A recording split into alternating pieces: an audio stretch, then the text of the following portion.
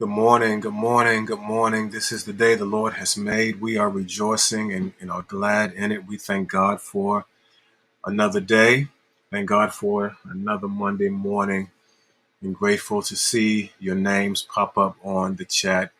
So I want to start by saying good morning to my mom. Good morning, love you. Good morning to Reverend Bryant. Good morning, Sister Brenda. Good morning, Sister Washington. Good morning to each and every one of you. And to those who are on their way, good morning to you. Good morning, Miss Cole. To those who will catch it by way of broadcast, good day to you. Whenever you catch it, we want you to know that we appreciate your presence and your participation. Good morning, Miss Wingfield. Sister Webster, good morning to you. Today, we're going to spend a few moments in Psalm 83. A few moments in Psalm 83. It is a corporate lament, meaning it's for the community at large. It is meant to be recited within group settings. It is a corporate lament, a corporate crying out to God. It is the last psalm attributed to Asaph, the musician. And so I'm excited about kind of working through these short verses on today. 18 verses, relatively short in the way it moves through it in three main sections. And that's what I want to deal with, those three main sections, those movements. Go into it, dig in a little deeper, dive in a little deeper, pull some stuff out, and then hopefully there's something in it that we can carry with us throughout the day and throughout the week. And so, again, I want to say good morning to Sister Pearl, Miss Thrower, Sister Grant. Good morning, Sister Penny. Good morning to each of you. Psalm 83 is a prayer. It's corporate lament, but it is couched in the language of prayer. And so let's see how Asaph constructs this prayer, what he has to say in this moment. So I'm going to begin by reading in verses 1 through, I'm going to read 1 through 8, because that's the first main section. Good morning, Sister Strand. Yes, magnify the Lord Monday. Good morning to you. So it says, do not keep silent, O God, and do not hold your peace, and do not be still, O God, for behold, your enemies make a tumult. If you underline that, if you have your Bible in front of you, underline the word tumult. And those who hate you have lifted up their head. They have taken crafty counsel against your people and consulted together against your sheltered ones. They have said, come and let us cut them off from being a nation, that the name of Israel may be remembered no more. Remember that thought, that the name of Israel may be remembered no more. I need you to remember that. For they have consulted together with one consent. They form a confederacy against you, the tents of Edom and the Ishmaelites, Moab and the Hagrites, Gebal and Ammon and Amalek, Philistia and the inhabitants of Tyre. Assyria also has joined with them. They have helped the children of Lot, Selah. Let's deal with this in part.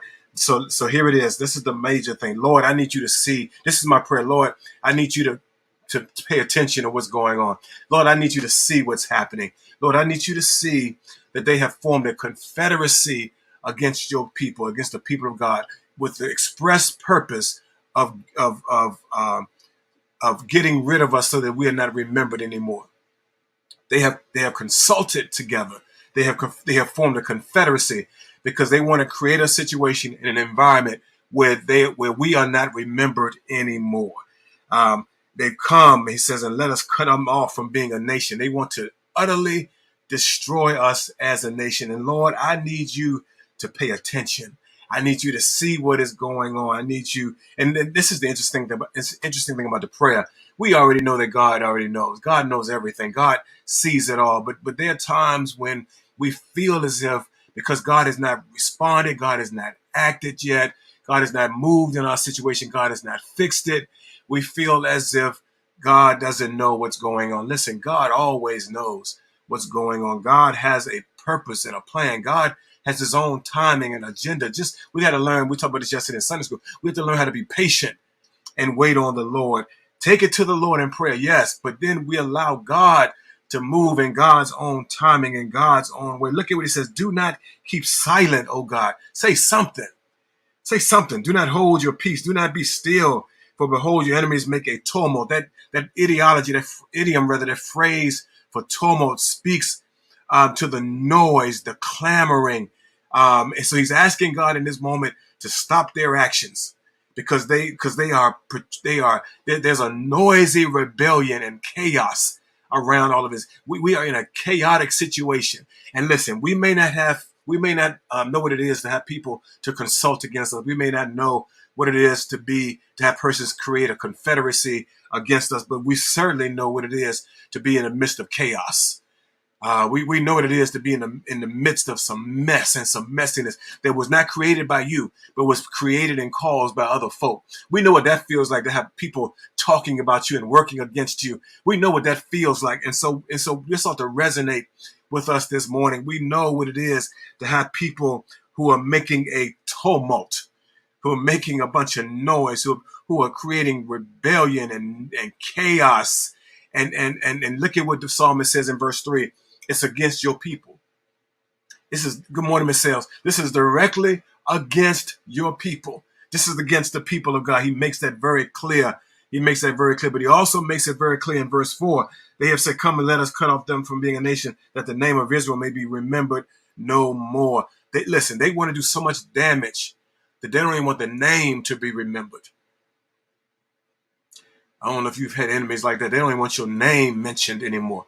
They hate you with such venom and vitriol that they don't even want your name to be remembered. That's what he's suggesting here, that the name be here again in verse 5. They have consulted together with one consent. They are working to, and this is the interesting thing. This is the interesting thing about all of that, Miss Sales, is that these are typically enemies of one another, and yet they have come together. Isn't it interesting when your enemies come together as a confederacy and consent as one? Isn't it interesting when they can't see eye to eye about anything else, but what they can see eye to eye about, Reverend Jacqueline Alexander, is that they want to get rid of you.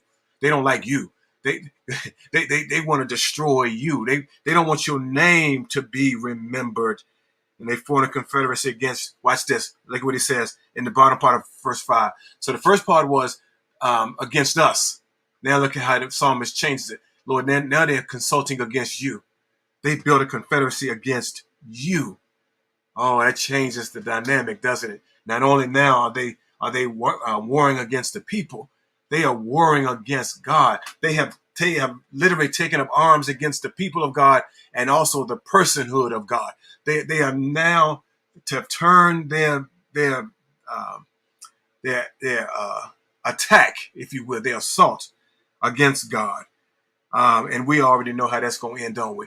Listen, we all know that our arms are too short to box with God. We already know how this is going to turn out. This ain't going to end well for anybody who would align themselves against God, against the great I am, against El Shaddai, against the Most High, the Elohim and the Elion. Because that's the other piece that, we're using that kind of language.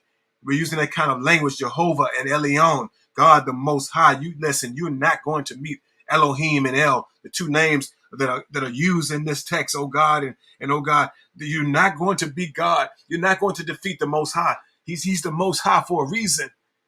Yeah, and so the psalmist is just reminding God, we need you to move in this, because not only have they acted against us, but now, oh God, they're acting against you, and you are the Most High.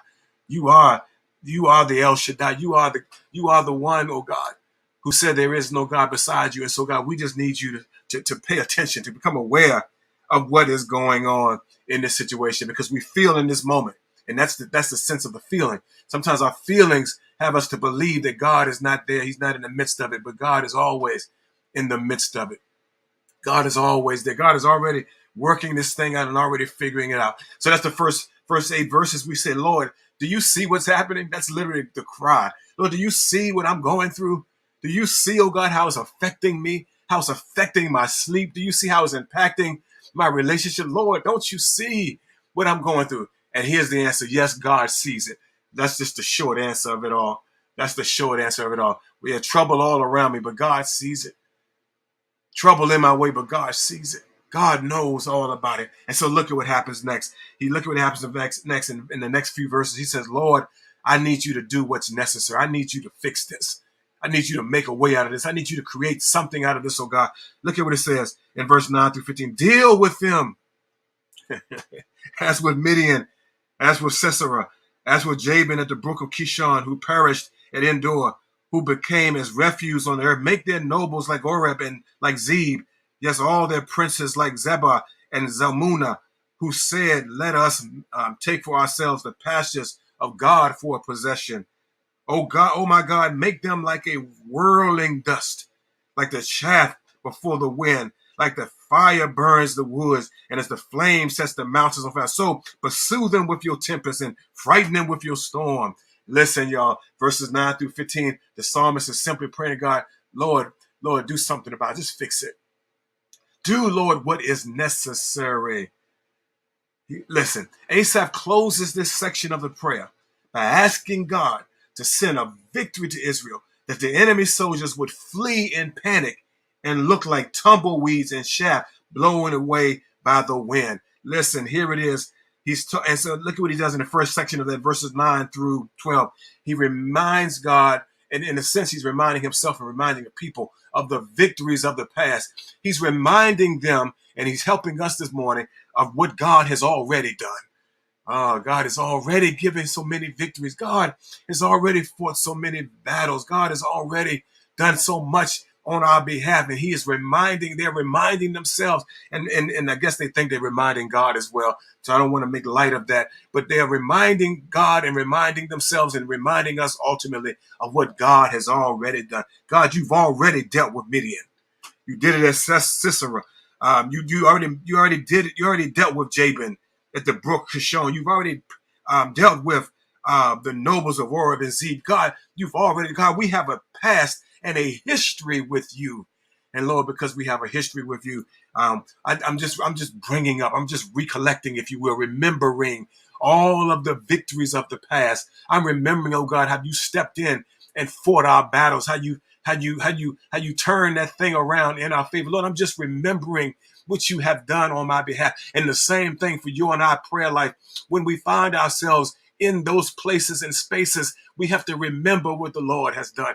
God has done so much for us. God has turned so much around for us. God has fixed so many things for us. God has provided and protected and provided providential care and provision for you and for I. And so when we find ourselves in these moments, when we feel the confederations are gathering against us and they're consenting as one, we always have a memory. And we can always go back to the things that the Lord has done. Here's what I know about that. That when you can remember what the Lord has done, it gives you strength, gives you perseverance, it gives you fortitude to walk into the future, even if you don't know what the future will hold. It allows you to stand in your presence and with faith and say, Lord, you've done it before. I know you can do it again. And so that is the sense of it. He is reminding God, and the people of God are reminding God of the victories of the past. God, you have given us victories. When folks thought they were going to take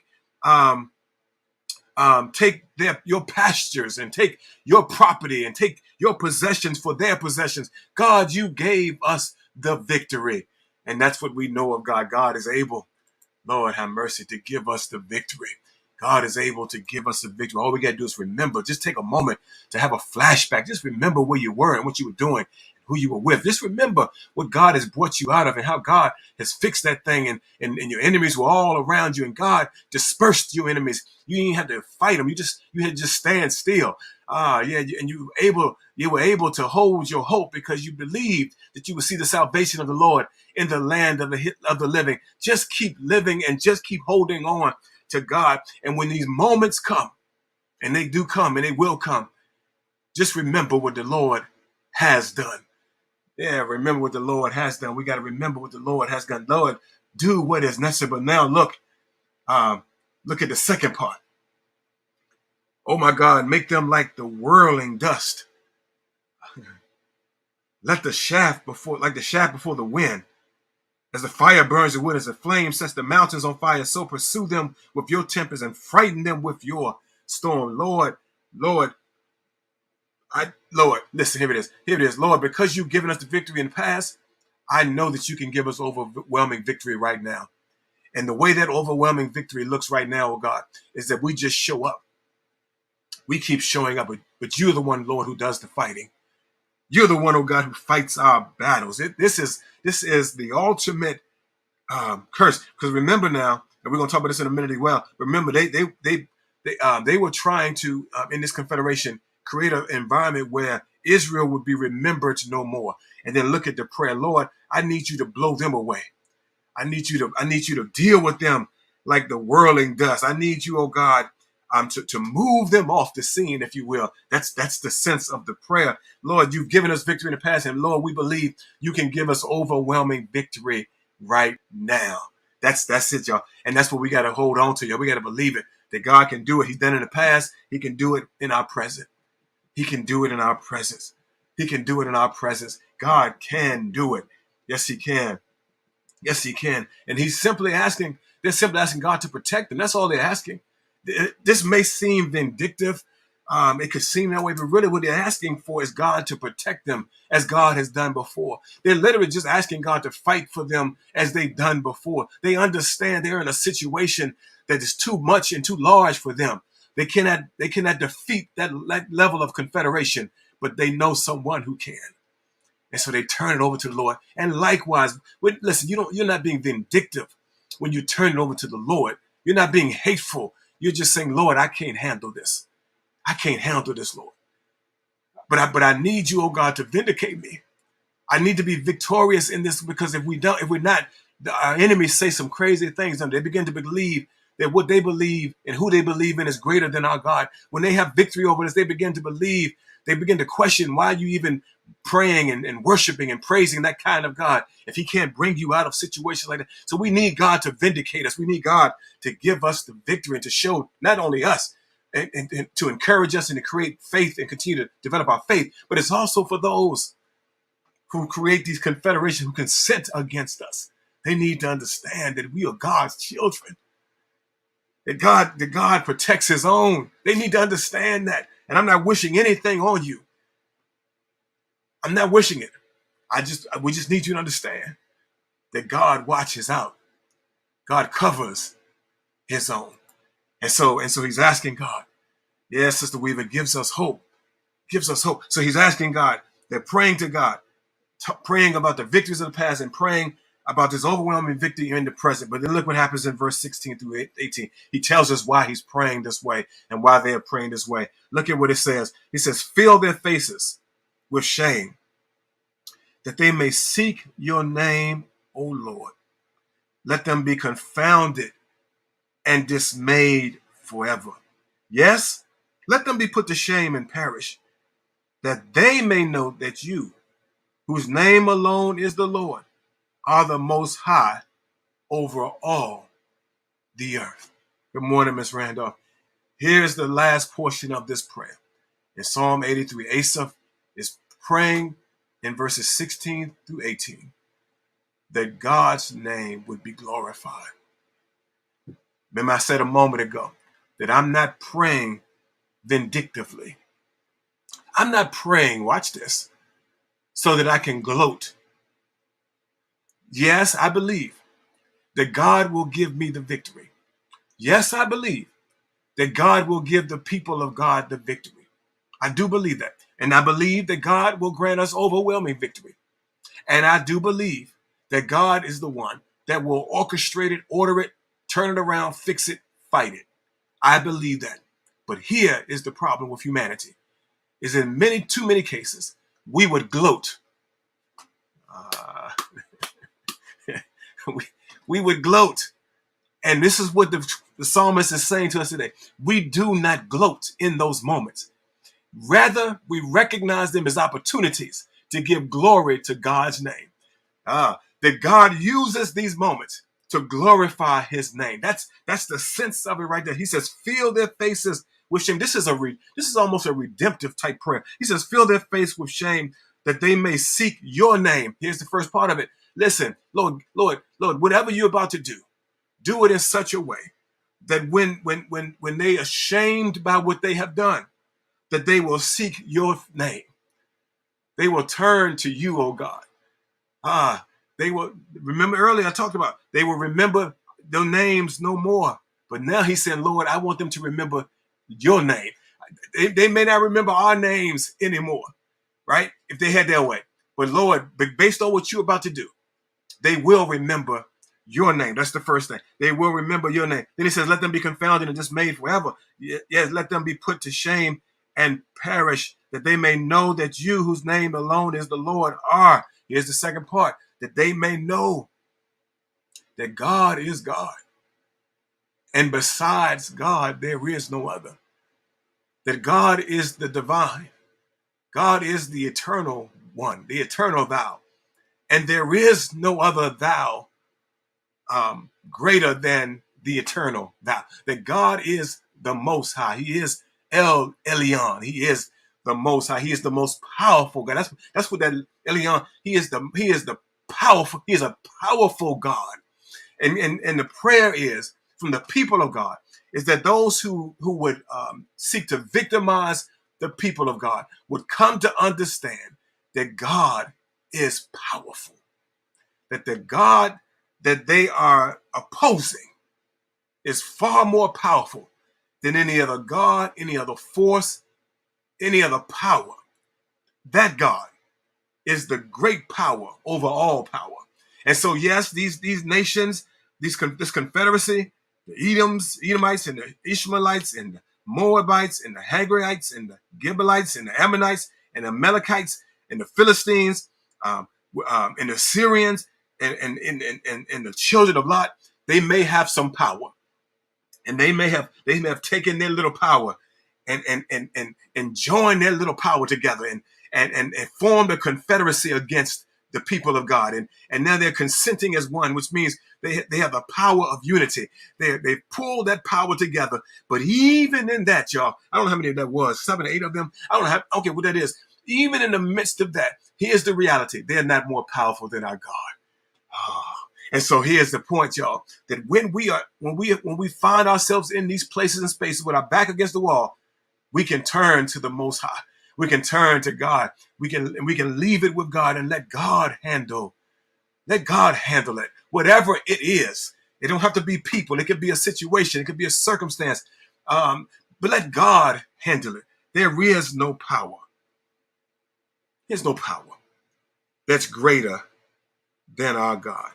Speaks to God's control, God's power. God is in control. Don't y'all get, that's the whole point, that God is in control. I know what it looks like.